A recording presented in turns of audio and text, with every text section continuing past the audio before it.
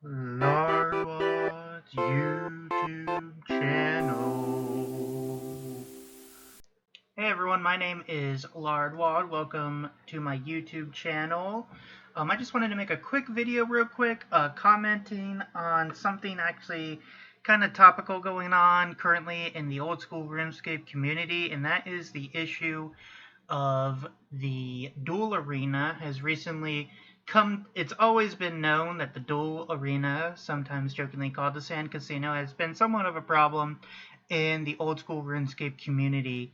But just the extent of that problem has really been come into realization sort of exponentially, or the seriousness of the situation has seemed to grow exponentially recently with two videos by KempQ revealing just the extent of how bad the situation is going on at the Duel Arena. So the Duel Arena is basically where Old School RuneScape players go to gamble. It's basically a 50-50 chance to win a stake, and players can gamble in-game money, which they either acquire via real-world trading, or they acquire in the game and then real-world trade it away to make real money. So I just wanted to compare the situation to some, basically I think the situation boils down to affecting change in video games, how different video games get changed, affected through them via political, economic, or player-based pressure.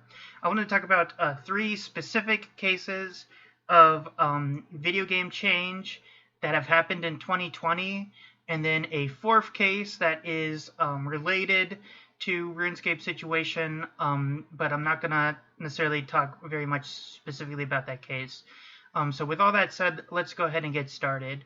The first case of change I thought of when thinking about this subject was with Animal Crossing, that released in the spring of this year, somewhat perfectly, almost the same week as major governments started to issue lockdowns due to coronavirus.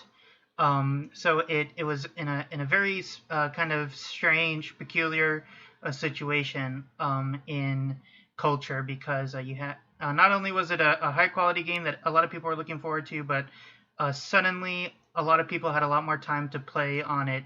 It also had like a very strange therapeutic effect of bringing players closer together and just being like a general relaxing game. So in Animal Crossing, in April of this year, they had the Bunny Day event, and that was basically the secular stand-in for Easter that Animal Crossing and Nintendo likes to run. And on that event, basically, some of the materials, some of the eggs you would collect eggs, and you would use those eggs to craft holiday items. But some of those eggs replaced materials you would gather in the game, notably wood, stone, earth, and sea. Replaced wood, stone, fossils, and fish that you would catch in the game, and this frustrated a lot of players, and everyone thought the rates for those particular materials was too high. So Nintendo did actually release a patch that actually updated that. The amount of eggs you were collecting, that was being criticized just as much as the entire game was being praised for being high quality. So they brought about that change.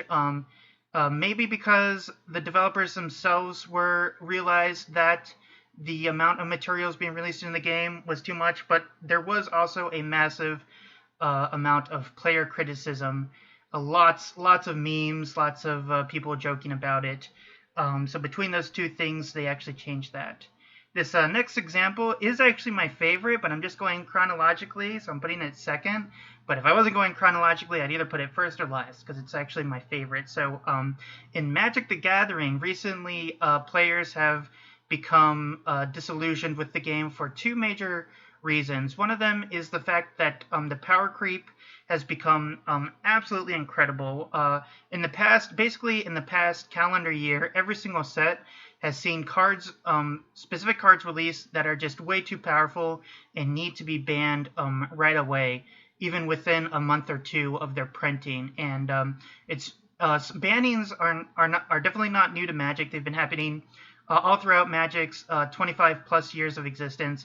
But the rate of the bannings has definitely increased specifically over the year, and specifically the bannings in the standard format. The standard format is kind of the most popular format, and it's basically what gets played with the newest few sets.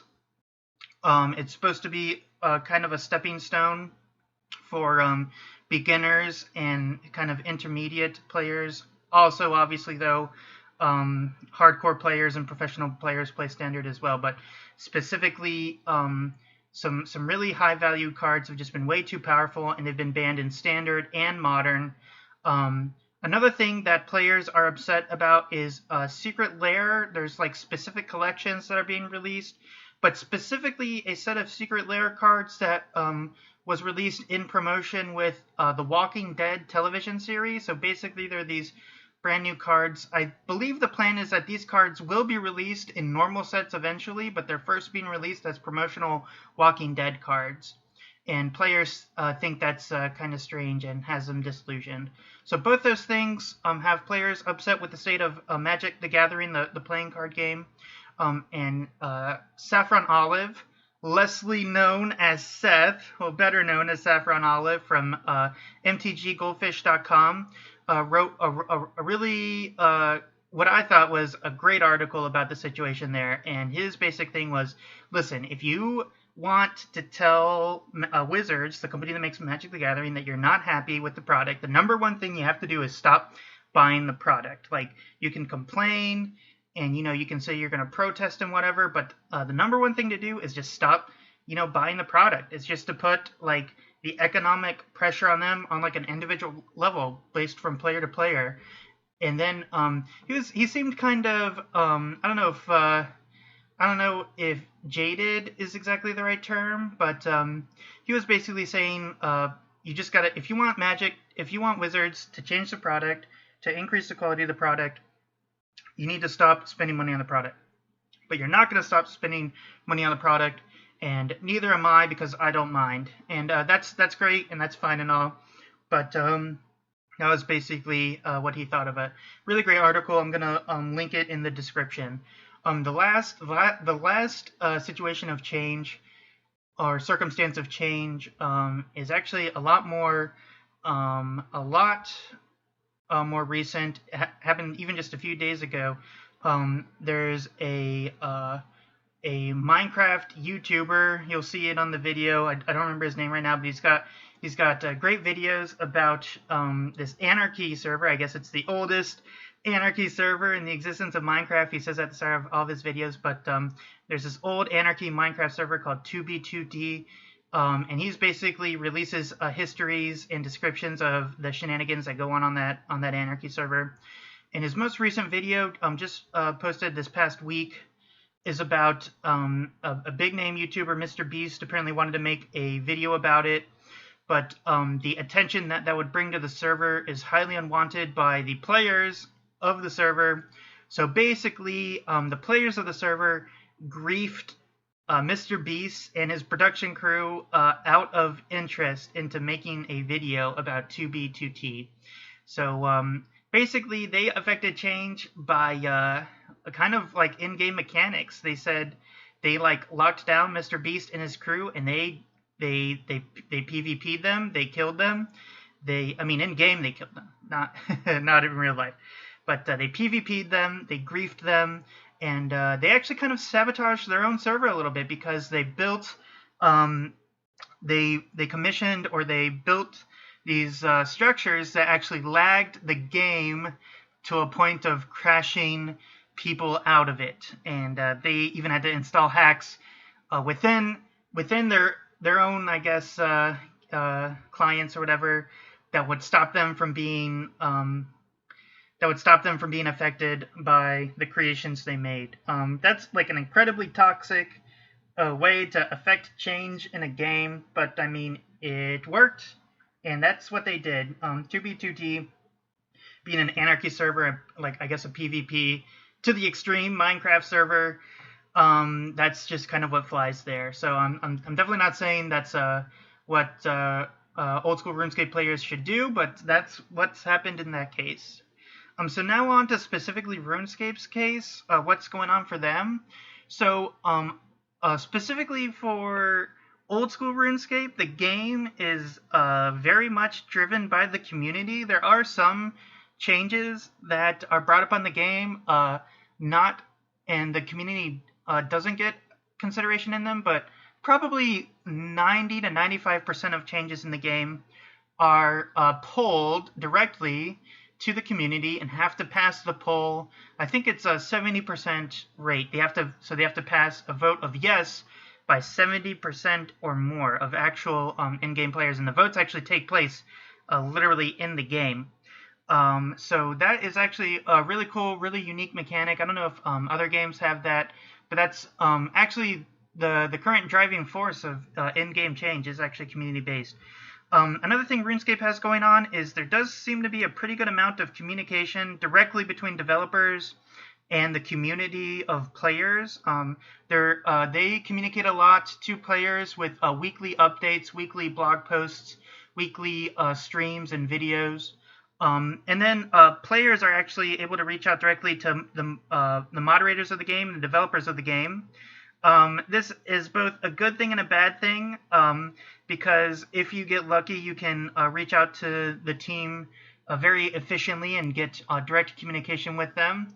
But it's also a bad thing because maybe if some people tend to think that if you don't have a certain status within the game as a content creator or whatever, you may not be noticed as well. It's kind of a bit of a meme or a joke. It's like there's something wrong with your account. Well, you better hope your Reddit post gets at least 1K upvotes, or there's another meme. It's like Twitter isn't supposed to be customer service, but that is the state of RuneScape, and it can be both a good thing and a bad thing.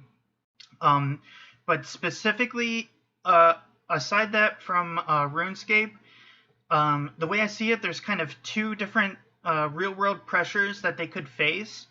There is political pressure is the first one I'll talk about. They could be affected by real-world political pressure, and there's probably be some people out there be like, Lardwad, come on, that's completely ridiculous. That especially in today's day and age, that any government or political organization would put any sort of pressure onto Jagex and RuneScape. But it has happened in the past, specifically I think about the Blitzchung case with what happened with Blizzard and Hearthstone, that basically a group of bipartisan U.S. Congress people, so bipartisan U.S. lawmakers, issued real and legitimate criticism of Blizzard, saying that they thought their handling of the case was inappropriate. So that is definitely, if the situation is big enough, it definitely will happen. Now, obviously, Blizzard and Hearthstone, they're a few magnitudes bigger than RuneScape, but RuneScape does get probably, I would guess, 80,000 to 100,000 players every day. And it does have a big history and a big heart, a big place in a lot of video game culture. So it could reach that point, very easily. Some other kind of political things that happened with that is that there was just a huge player backlash throughout the internet and throughout the community. Lots of boycotts were called for on all Blizzard, on all levels of Blizzard, and it led to some big names. Most notably or most famously is Brian Keebler, who is a big name in Magic the Gathering. I guess made a transition to Hearthstone. Famously pulled out of some events, and I remember driving to work one day and hearing about it on the radio, and it just blowing my mind. I was like, holy crap, Brian Keebler is involved with this whole Blizzard controversy. I'm going to have a link for that in the description as well. And of course, there were at least one really famous Reddit post, if not a few, about Blizzard workers walking out in protest on the days of the controversies, that it was all coming to light and all that. Then the last real world pressure is obviously the biggest pressure. We already talked about it a little bit, but it's the economic pressure. You may or may not know this, but in the past, a lot of the changes that happened in old RuneScape, so RuneScape 2, or just RuneScape at the time, but what is now just RuneScape. A lot of the changes that happened in the past with getting PvP removed from Wilderness and having trade restrictions put on the game is actually because credit card companies put a lot of pressure on RuneScape and we're basically saying, hey, we're not going to support your company anymore if you don't do something to crack down on these real world trades that are violating terms of service that all of our credit card holders are getting, wrapped up in. So you really need to do something about this, or we're just not going to support your game anymore. And they're like, well, if we don't have credit card support, it's like we literally cannot exist as a company. So that's why they removed PvP from the Wilderness, and that's why they put all those limitations on trades. I don't know the specifics about them, but as far as I understand it, that was basically generally what happened. If I'm wrong, definitely feel free to leave a comment saying so. I'd greatly appreciate that. Or if you think, you have any other thoughts you thought about, or anything, I thought I maybe touched on incorrectly or considered incorrectly, or whatever you think about the situation as too. Definitely feel free to leave a comment. Any sort of discussion we'll get going on, that would be great. I'd greatly appreciate that. So that's basically all I think about. I just wanted to bring up some of these points that have happened, with different games, and that could happen with RuneScape as well. So that's just all I've got to say. I'm definitely not any sort of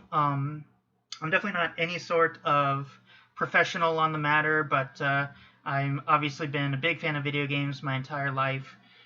So this is just some casual observations and some casual comparisons I'm making to the entire situation. So all right, guys, thanks for watching, and have a good one. Bye-bye.